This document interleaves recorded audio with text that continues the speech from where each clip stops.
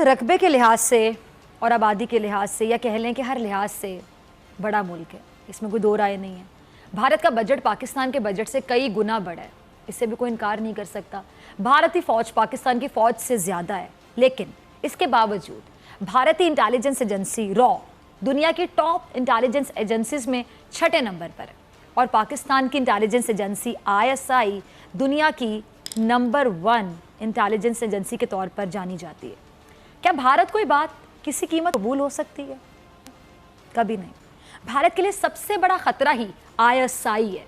ना सिर्फ खतरा बल्कि वो मुल्क जो भारत चीर कर बना था, उसकी इंटेलिजेंस एजेंसी दुनिया की सबसे काबिल और बेहतरीन इंटेलिजेंस एजेंसी है। ये सुनकर ही भारतीय हुकूमत और भारतीय इस्टेब्लिशमेंट को ना दिन में सुकून आता होगा और ना रात में करार। मैं यकीन से बात कह सकती हूँ। अब खित्ते का ये सबसे बड़ा गधा पाकिस्तान के इसी इदारे के खिलाफ कई दहाइयों से साजिशों के जाल बुन रहा है। कभी भारत बलूचिस्तान में लोग खरीद कर ISI पर इल्ज़ाम लगवाता है, कभी भारत पाकिस्तान में ऐसी तंजीमों को फंडिंग करता है या पुष्पनाही करता है जिनसे वो रियासती इदारों या हुकूमत के खिलाफ मुहिम जोई करवा सके। और इन साजिशों पर भारत के कई अरब डॉलर्स की शक्ल में खर्च भी हो चुके हैं। लेकिन सवाल ये है कि हुआ क्या? कल जो भारत गड़ा पाकिस्तान को गिराने के लिए खोद रहा था, आज उसमें खुद गिर रहा है। कैसे? ये देखिए। ये एक तंजीम है जो पाकिस्तान में बनी। इसको लोग PTM के नाम से जानते हैं। इस तंजीम के क़याम का सबसे बड़ा मकसद था नकीबुल्लाह महसूद के कत्ल की तहकीकात करवाना। लेकिन आज नकीबुल्लाह के कत्ल का मुकदमे से इस तंजीम का मेरे ख्याल से आप भी समझते होंगे कि दूर दूर तक कोई ताल्लुक ही नहीं। इसको फंडिंग कौन करता है? ये इसके जो कारकुनान हैं, इनके नारों से पता चल रहा है। लेकिन इसके बावजूद इस तंजीम को पाकिस्तान के अवाम ने मुस्तरद कर दिया। गयूर और गैरतमंद पश्तूनों ने मुस्तरद कर दिया। खुद नकीबुल्लाह वालिद ने मुस्तरद कर दिया। अगली बात क्या करें? लेकिन ये नारे जो इस तंजीम को भारी फंडिंग के जरिए पाकिस्तान में लगवाने की कोशिश की गई, आज ये नारे उस पहुंचे जिसने इन नारों को पाकिस्तान में लगवाने के लिए पैसा पानी की तरह बहाया था। ये देखिए ज़रा, ये नारे जो आप सुन रहे थे कहाँ लग रहे हैं? भारत में। और लगा कौन रहा है? कोई तंजीम, कोई ऐसा गिरोह जिस पर पाकिस्तान से फ़ंड लेने का कोई इल्ज़ाम लगाओ? नहीं, ये नारे लग रहे हैं भारत की दरसगाहों में। और ये नारे लगाने वाले भारतीय तलबा हैं। ये नारे लगाने वाले मुसलमान भी हैं, हिंदू भी हैं, सिख भी हैं और ईसाई भी हैं।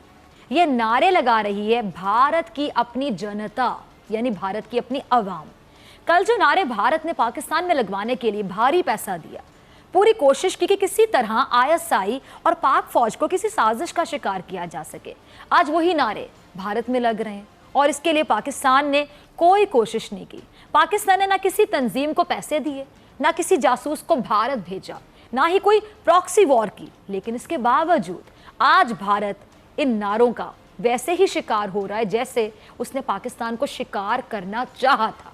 पाकिस्तान में तो उसके पैसे ज़ाया हो गए, अलबत्ता भारत में ये नारे अब मकबूल होते जा रहे हैं। मैं दोबारा कहूँगी कि गधा गधा ही होता है, गधा फिर गधा होता है।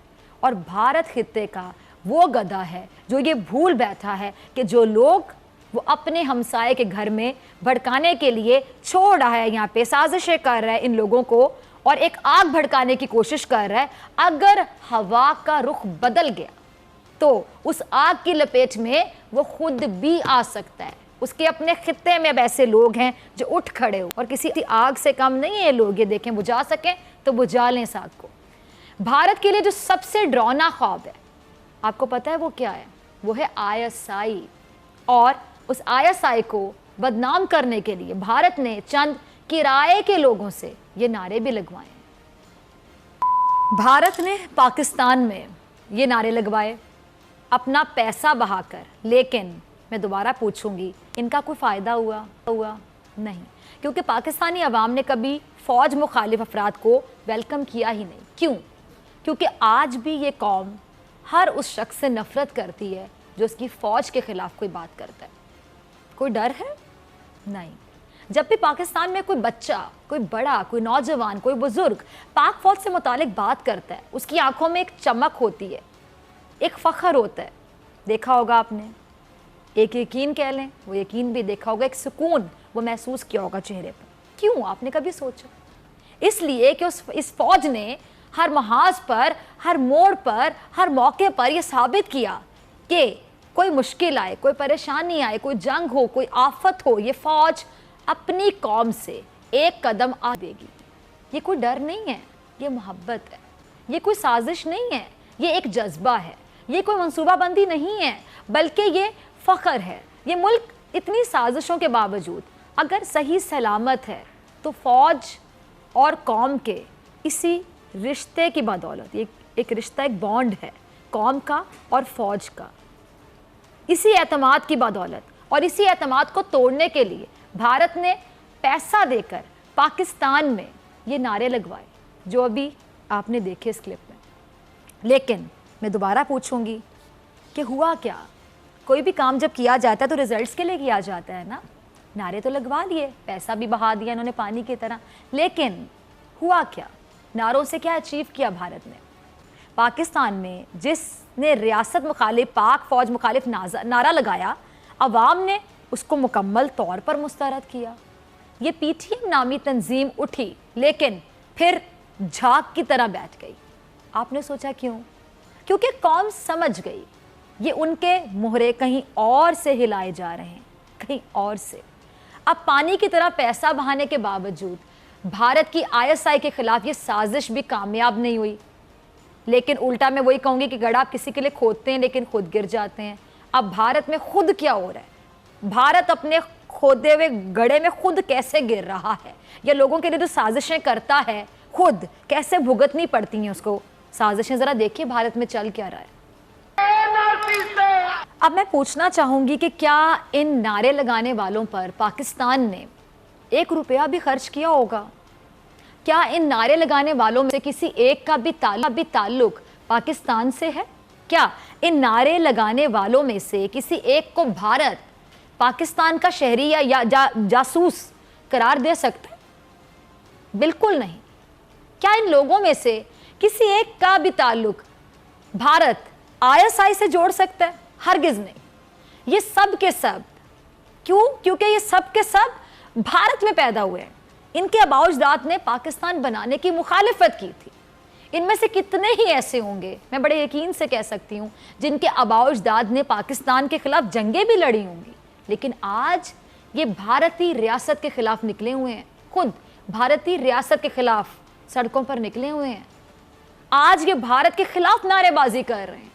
आज ये अपने ही मुल्क से आज़ादी मांग रहे हैं। सोचिए, आज ये अपनी रियासत से पनाह मांग रहे हैं, अपने मुल्क से आज़ादी मांग रहे हैं, अपनी रियासत से पनाह मांग रहे हैं, अपने मुल्क के खिलाफ नारेबाजी कर रहे हैं।